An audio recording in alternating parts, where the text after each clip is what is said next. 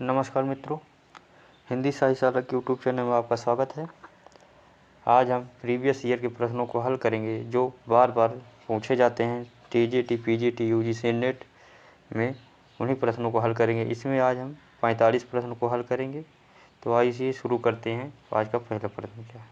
पहला प्रश्न, आचार्य शुक्ल के अनुसार हिंदी साहित्य का आविर्भाव कब से माना जाता है? तो इसका राइट आंसर होगा सी, यानी प्रकृति की अंतिम भ्रंश अवस्था से आविर्भाव का साहित्य का यानी हिंदी साहित्य का आविर्भाव माना जाता है। आचार्य रामचंद्र शुक्ल ने हिंदी साहित्य का प्रारंभ संवत 1050 यानी 993 के संवत 1375 तक माना। शुक्ल के अनुसार हिंदी साहित्य का आविर्भाव राजा भोज के समय से तथा प्रकृति की अंतिम अवस्था अभ्रंश अवस्था से होता है। शुक्ल की इस समय की भाषा को प्रकृताभास हिंदी कहा है।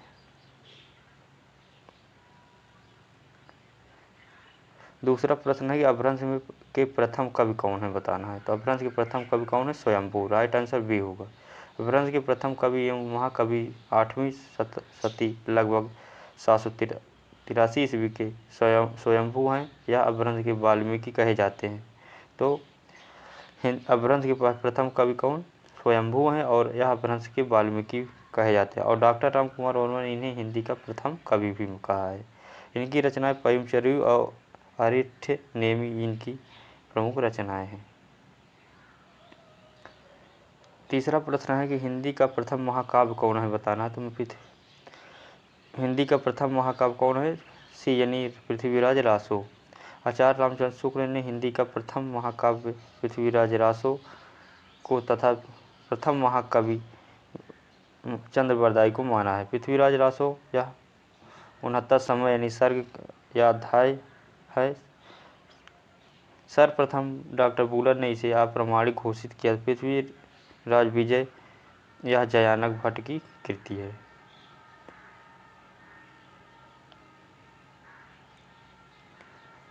चौथा प्रश्न है कि आला खंड किसने लिखा है?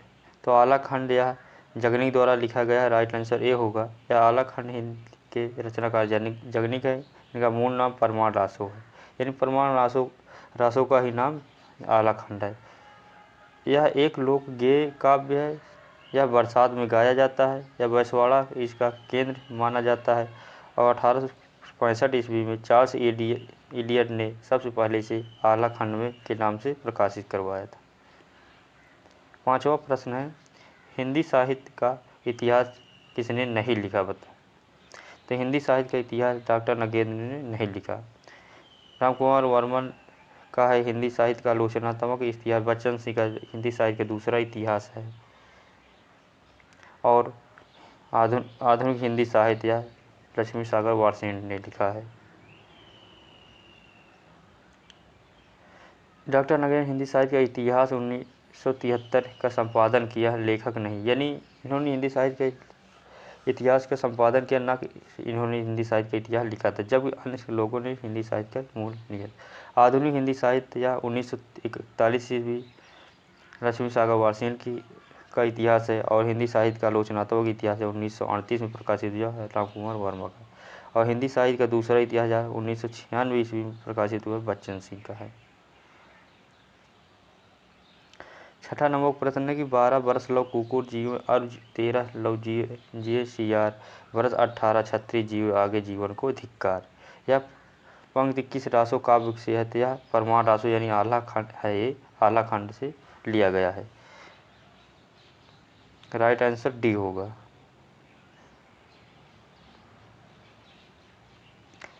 सात नंबर का प्रश्न है कि इनमें से कौन सी राजस्थानी की बोली नहीं है? तो इसमें की राजस्थानी बोली यह बुंदेली नहीं है। राजस्थानी की 4 प्रमुख बोलियां हैं। कौन कौन? पश्चिमी राजस्थान में मारवाड़ी और पूर्वी राजस्थान में जयपुरी, उत्तरी राजस्थान में मेवाती और दक्षिणी राजस्थान में मालवी। ये चारों बोली बोली जाती है। बुंदेली, खड़ी बोली, कन्नौजी, हरियाणवी और ब्रज भाषा या पश्चिमी हिंदी की बोलियां हैं। 8 नंबर प्रश्न है कि कर्म शब्द की व्युत्पत्ति किस प्रक्रिया से हुआ है? तो कर्म शब्द की व्युत्पत्ति या तद्भव से हुआ है। यानी कर्म शब्द की व्युत्पत्ति तद्भव शब्द से यानी काम से हुआ है। काम शब्द की व्युत्पत्ति तत्सम से यानी कर्म से हुआ है। तो राइट आंसर डी होगा।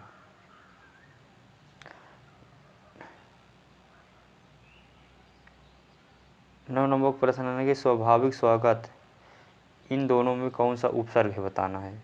तो स्वाभाविक और स्वागत में यह इसमें स्व और सु उपसर्ग लगे हैं। राइट आंसर सी होगा।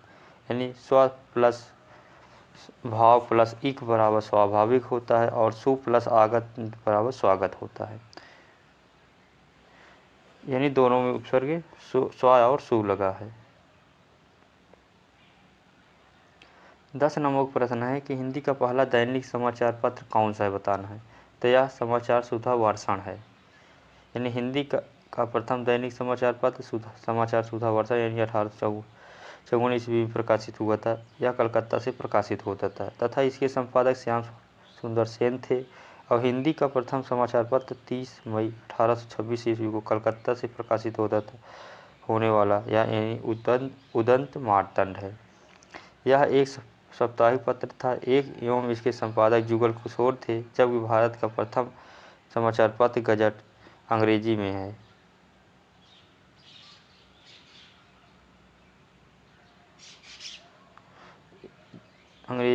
और तथा हिंदी प्रदेश से प्रकाशित हिंदी का प्रथम समाचार पत्र बनारस अखबार है।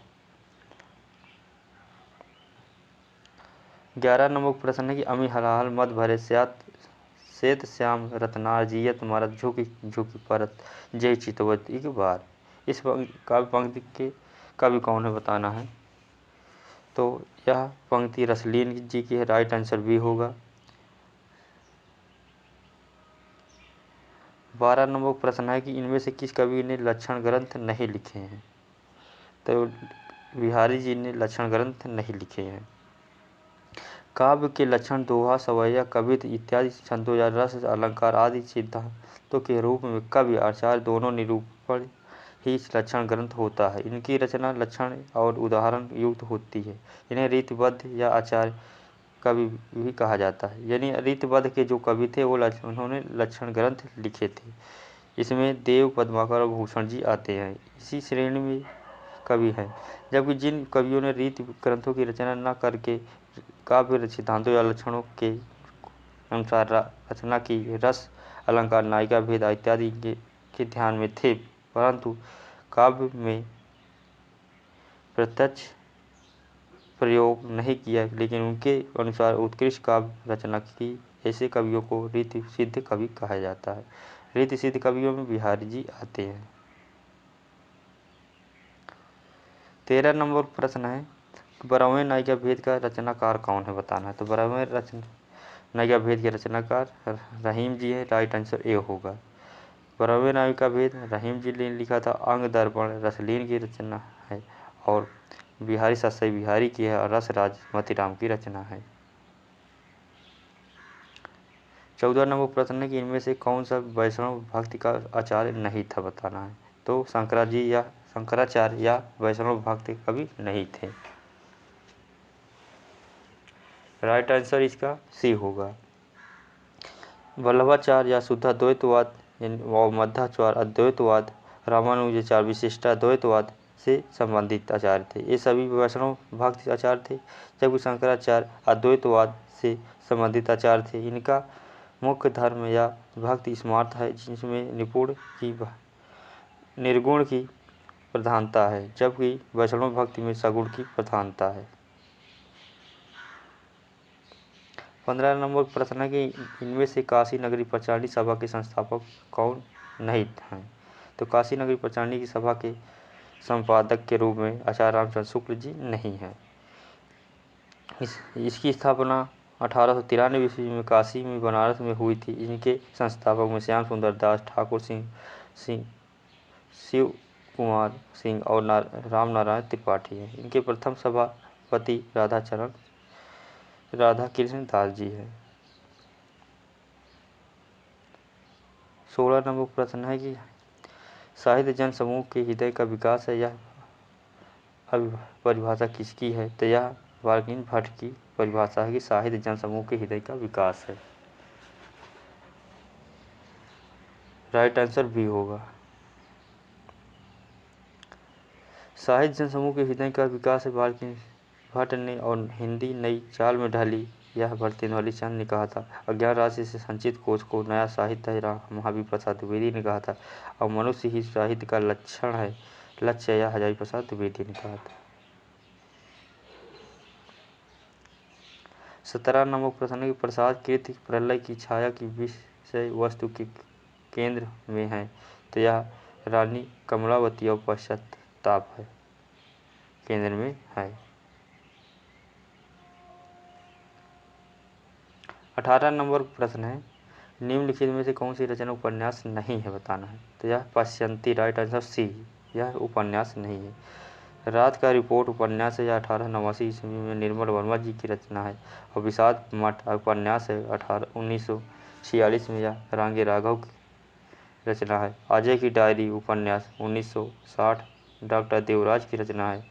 और पश्यंती यह ललित निबंध संग्रह या 1969 धनवीर भारती की रचना है। तो यह एक निबंध है, न कि उपन्यास है।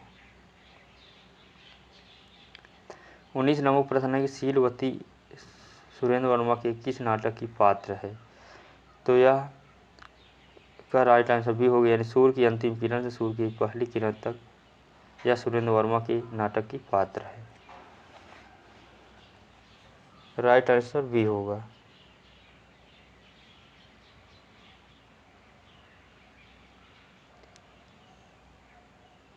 20 नंबर प्रश्न है प्रयोगवाद को बैठे ठेले का धंधा किस आलोचक ने कहा है, तो यह नंदुलाल वाजपेयी ने कहा था कि प्रयोगवाद को बैठे ठेले का धंधा।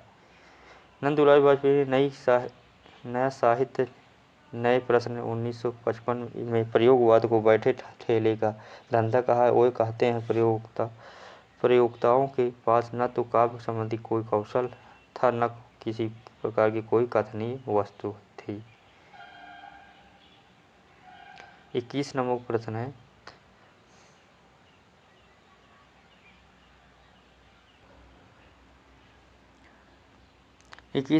प्रश्न है कि स्थापना यानी ए है कि कविता मनुष्य के हृदय को स्वार्थ संबंधों के संकुचित दायरे में से ऊपर उठाकर लोक समान भाव भूमि पर प्रतिष्ठित करती है। और दूसरा है कि क्योंकि कविता संकुचित के आत्म और प्रशस्त लोक का समन्वय है। तो इसका राइट आंसर होगा सी, यानी ए सही है और आर गलत है। 22 नंबर प्रश्न है कि इसमें कथन दिया गया है कि काव्य भाषा को सहज होना चाहिए और उसे वैचित्र वक्ता अलंकार आदि के आडंबर से मुक्त होना चाहिए। और दूसरा कथन दिया गया है अलंकार उक्त वैचित्र का प्रयोग श्रेष्ठ कवि ही कर सकते हैं। तो इसका राइट आंसर होगा ए, यानी ए सही है लेकिन आर गलत है। 23 नंबर का प्रश्न है कि कथन है कि मिथक जाति स्मृति का पर आधारित होता है। और दूसरा कथन है कि इसीलिए मिथक को विकासशील माना जाता है। तो इसका राइट आंसर डी होगा, यानी ये दोनों सही हैं। 24 नंबर प्रश्न है कि तुलसी के मत में निर्गुण रूप सुलभ अति सगुण जान नहीं कोई, सुगम अगम नाना चरित सुनि मुनि मन भरम होई।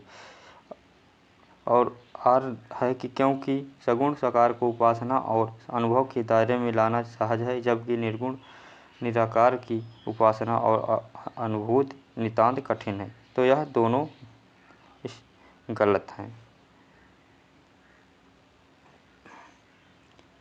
25 नंबर प्रश्न है कि प्रयोगवाद केवल शिल्प का चमत्कार है, क्योंकि प्रयोगवादी कविता में कई नए शिल्पगत प्रयोग किए गए हैं। तो इसका राइट आंसर होगा ए, यानी ए गलत है, आर सही है। यानी प्रयोगवाद केवल शिल्प का चमत्कार नहीं है, और क्योंकि प्रयोगवादी कविता में कई नए शिल्पगत प्रयोग किए गए हैं। तो यह राइट आंसर इसमें आर सही है और ये गलत है। 26 नंबर प्रश्न है कि अनुभव की प्रामाणिकता दलित और स्त्री लेखन की मूल शर्त है, क्योंकि साहित्यकार वर्ग चेतना से प्रतिबद्ध है। तो इसका राइट आंसर ए हो गया, यानी ए आर दोनों सही है। 27 नंबर प्रश्न है कि जैसे विश्व में विश्वात्मा की अभिव्यक्ति होती है, वैसे ही नाटक में रस की, क्योंकि प्रत्येक प्रेक्षक नाटक में अद्यांत रस का अनुभव करता है। तो इसका राइट आंसर डी हो गया, यानी ए और आर दोनों सही हैं।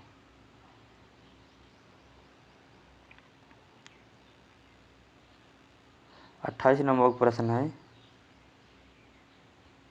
कि निम्नलिखित में कौन सा युग्म सही है, बताना, मिलान करना है, संगत है। तो इसका राइट आंसर सी होगा, यानी अंतिम आरण निर्मल वर्मा, यह सही है, बाकी सभी गलत हैं। तो राइट आंसर सी होगा, यानी विषाद मठ 1946 में रांगी राघव की रचना है, न कि अमित्र नागर की है। विश्व बाबू परशुराम या 1957 में विशंभर नाथ उपाध्याय की रचना है, चतुर्सेन शास्त्री की नहीं है। और अंतिम आराण्य 2000 ईस्वी निर्मल वर्मा की रचना है। और मायादीन की माड़ी या 1988 या फिल्म साहनी की रचना है। 29 नंबर प्रश्न है कि निम्नलिखित में से कौन सा युग्म असंगत है, बताना इसमें। तो इसमें राइट आंसर ए होगा, यानी तिरस्कृत या मोहनदास नैमिष की रचना नहीं है, या सूरजपाल चौहान की रचना है। बाकी अन्य से अनन्य प्रभा केतान की रचना, जूटन ओम प्रकाश वाल्मीकि की रचना और हादसे रमणिका गुप्ता की रचना है। ये सभी आत्मकथाएं हैं। तिरस्कृत आत्मकथा 2002 में सूरजपाल चौहान की रचना है। अन्य से अनन्य या 2007 में प्रभा केतान की रचना है। जूठन 1997 ओम प्रकाश वाल्मीकि की रचना है। और हादसे 2005 रमणिका गुप्ता की रचना है। अपने अपने पिंजरे 1995 में मोहन दास नैमिषराज की रचना है। यानी ये सभी आत्मकथा हैं। 30 नंबर प्रश्न है, सही युग्म है, बताना है कौन मिलान सही है इसमें। तो इसका राइट आंसर ए होगा, यानी आ वेदना मिली विदाई, यह जयशंकर प्रसाद की पंक्ति है। इसका राइट आंसर ए होगा। सखी वो मुझसे कह कर जाते, यह महादेवी वर्मा की पंक्ति ना ही है, यह मैथिली शरण गुप्त की पंक्ति है। और एक बार बस और नाच तू श्यामा, यह सुमित्रानंद पंत की पंक्ति नहीं है, यह निराला जी की पंक्ति है। और दुख सबको मांझता है, यह निराला की पंक्ति नहीं है, यह आज्ञे जी की पंक्ति है। और महादेवी वर्मा की पंक्ति है कि तुमको पीड़ा में ढूंढा, तुमको ढूंढेगी पीड़ा, महादेवी वर्मा की पंक्ति है। 31 नंबर प्रश्न है, प्रकाशन काल की दृष्टि से सही अनुक्रम कौन सा है, बताना है। इन प्रकाशन वर्ष के हिसाब से इसको लगाना है। तो इसका राइट आंसर भी होगा, यानी निर्मला यह 1927 में रचित रचना है, या प्रेमचंद की रचना है। और चित्रलेखा यह 1934 में लिखी गई थी, भगवती चरण वर्मा की रचना है। सन्यासी यह 1941 ईस्वी में लिखी गई रचना है, यह इलाचंद जोशी की रचना है। और न आने वाला कल यह मोहन राकेश की रचना है, यह 1968 ईस्वी में लिखी गई थी। तो राइट आंसर भी होगा। 32 नंबर प्रश्न है कि कालक्रम की दृष्टि से निम्नलिखित कहानियों का सही अनुक्रम क्या है, बताना है। तो ये कहानियों को सही क्रम लगाना है। तो इसमें सी ऑप्शन सही होगा, यानी इंदुमती 1900 ईस्वी में लिखी गई थी। मिठाई वाला यह 1942 में लिखी गई थी। वापसी 1960 में लिखी गई थी। और यक्ष ज्ञान 1997 में लिखी गई थी। तो राइट आंसर सी होगा। 33 नंबर प्रश्न, कालक्रम की दृष्टि से निम्नलिखित पत्रिकाओं का सही अनुक्रम कौन सा है, बताना। निम्नलिखित पत्रिकाओं का सही अनुक्रम क्या है। तो इसका राइट आंसर बी होगा, यानी हिंदी प्रदीप 1877 ईस्वी, सुधा 1929 ईस्वी, रूपाब 1938 ईस्वी और कृति 1958 ईस्वी है। तो राइट आंसर बी होगा।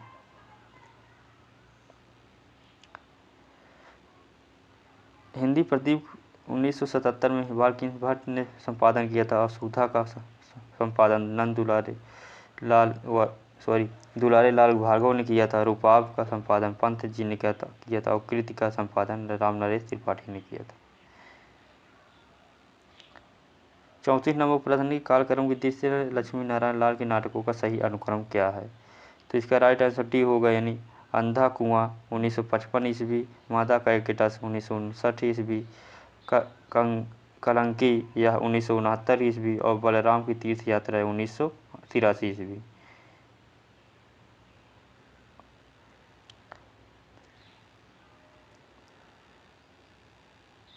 क्वेश्चन नंबर 35 है कि निम्नलिखित ग्रंथों के प्रकाशन का सही अनुक्रम क्या है, बताना है। तो राइट आंसर ए होगा, यानी बाणभट्ट की आत्मकथा 1946 में लिखा गया था और चारुचंद्र लेख यह 1956 में लिखा गया था और पुनर्वा 1973 ईस्वी में प्रकाशित हुआ था और अनाम दास का पोथा यह 1976 ईस्वी में प्रकाशित हुआ था। ये सभी रचनाएं हजारी प्रसाद द्विवेदी जी की हैं।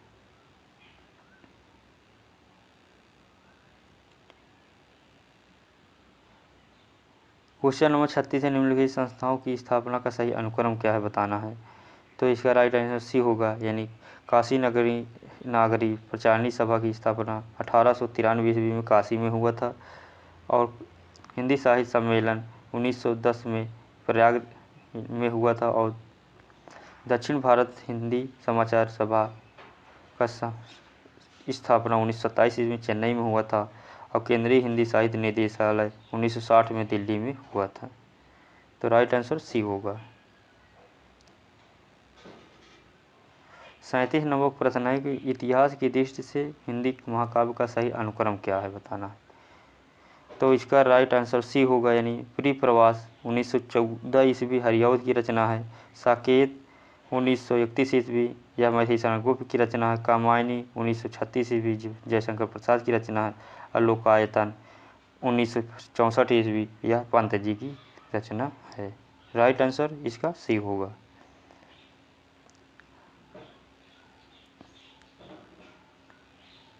38 नंबर प्रश्न है कि निम्नलिखित पंक्तियों को उनकी भाषा के साथ सम्मिलित कीजिए, यानी पंक्ति जो दी गई कौन सी भाषा है इसका मिलान करना है। तो का पूछो तुम धातु निछोही जो गुरु निकीनी अतर पट होई, तो इसकी भाषा क्या है? तो इसकी भाषा यानी यह गढ़वाली भाषा है और ढोला मारी ढिल्ले मह मुछ में शरीर, इसकी भाषा अभ्रंश है। जो मांगू सो देहूँ मनोहर यह बात तेरी खोटी, इसकी भाषा ब्रज भाषा है और उसकी चोटी सटकाई लखन नागिन अपनी केचली छोड़ सटक गई, यह इसकी भाषा यह खड़ी बोली है। तो इसका राइट आंसर बी होगा।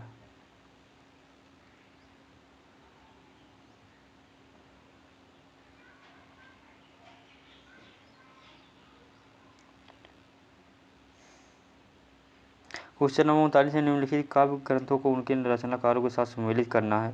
तो हिम तरंगिणी यह कृपाराम की रचना है और प्रेम वाटिका यह रसखान की रचना है, मदनाष्टक यह रहीम जी की रचना है और अंग दर्पण यह रसलीन की रचना है।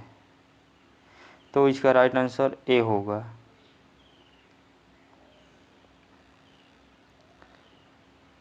हिम तरंगिणी 1541 ईस्वी में, कृपाराम प्रेम वाटिका 1614 ईस्वी रसखान और मदनाष्टक रहीम की रचना है, अंग व दर्पण 1737 रसलीन की रचना है, बिहारी सत्सई 1662 बिहारी की रचना है। निम्न 40 नंबर प्रश्न है, निम्नलिखित बोलियों को उनके भौगोलिक क्षेत्र के साथ सम्मिलित करना है। तो हाड़ौती कहाँ बोली जाती है? तो हाड़ौती बोली जाती है राजस्थान में और बघेली कहाँ बोली जाती है? बघेली बोली जाती है मध्य प्रदेश में। और गढ़वाली कहाँ बोली जाती है, बताना है।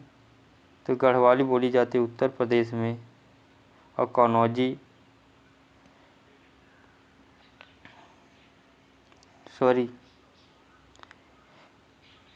हड़ौती बोली जाती है यह राजस्थान में। बघेली बोली जाती है मध्य प्रदेश में। और गढ़वाली बोली जाती है उत्तराखंड में। और कन्नौजी बोली जाती है उत्तर प्रदेश में। इसका राइट आंसर सी होगा।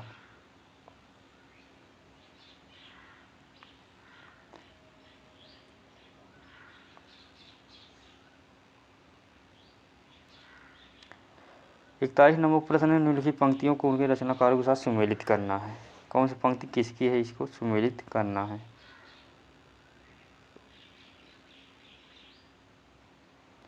तो सजन मधु निजत तो देव कैसे मिलूं अभिमानी मैं, यह पंक्ति महादेवी वर्मा जी की रचना पंक्ति है। और प्रिय के हाथ लगाए जागी ऐसी मैं तो कही गई अभागी, यह पंक्ति सुमित्रानंदन पंत की है। यह पंक्ति सूर्यकांत त्रिपाठी निराला जी की है। और तू अब तक सोई है आली आँखों में भरी है बिहागरी, तो यह पंक्ति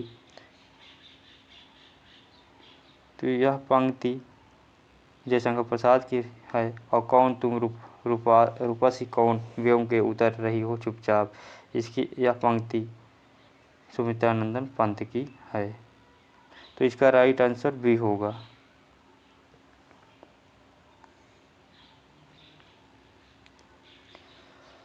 बयालीस नंबर प्रश्न है, इन कथनों के साथ उनके अलंकारों को सुमेलित करना, यानी कौन सा अलंकार किसमें बताना है। तो पहली पंक्ति है कि वह आदमी नहीं हैवान है, तो इसका राइट आंसर होगा इसमें अब अपनहोदी अलंकार होगा। वह तो मानो देवता है, यह उत्प्रेक्षा अलंकार है। कहीं यह उनकी चाल तो नहीं है, कहीं तो यह चाल नहीं है, या इसका होगा भ्रांतिमान। और आप तो साक्षात इंद्र हैं, आप तो साक्षात, यह इसमें रूपक अलंकार है। तो राइट आंसर डी होगा। 43 नंबर प्रश्न है, निम्नलिखित विधि के क्रिया रूपों को उनकी बोलियों के साथ सुमेलित करिए, यानी क्रिया रूपों को उनकी बोलियों के साथ सुमेलित करना है इसमें। तो करो शब्द कैसे कहाँ बोला जाता है। तो यह एक बांगुर भाषा की है। और करहूँ यह अवधी भाषा है। और करो यह ब्रज भाषा है। और करा यह भोजपुरी है। क्या है, भोजपुरी भाषा है। इसका राइट आंसर ए होगा। क्या होगा, ए।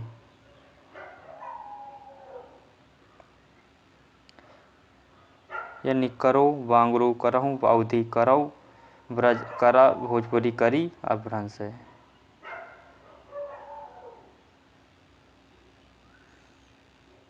चौवालीस नंबर प्रश्न है कि निम्नलिखित पंक्तियों को उनके लेखकों के साथ सुमेलित किए, अब अभिव्यक्ति के सारे खतरे उठाने होंगे। यह पंक्ति मुक्तबोध की रचना है पंक्ति है। सब ने अलग अलग संगीत सुना, यह पंक्ति आगे जी की पंक्ति है। और नयन में जिसके जलद वह त्रिशिक चातक हूँ, यह पंक्ति महादेवी वर्मा की है। और आसानी पात में सहित उन्नत सत सत वीर, यह पंक्ति निराला जी की है।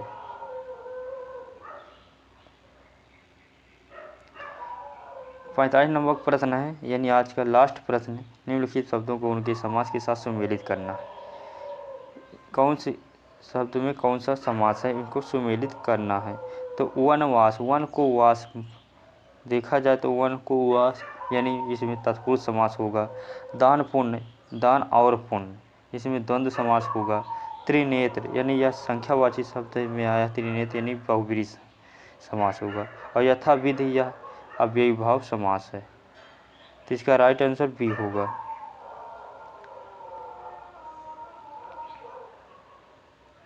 तो ये रहा आज की प्रश्नोत्तरी 45 प्रश्न। आप लोग को प्रश्न कैसा लगा? अच्छा लगा तो लाइक शेयर सब्सक्राइब जरूर करें। और इसी के साथ आज की क्लास यहीं पर समाप्त करते हैं। नमस्कार, जय हिंद।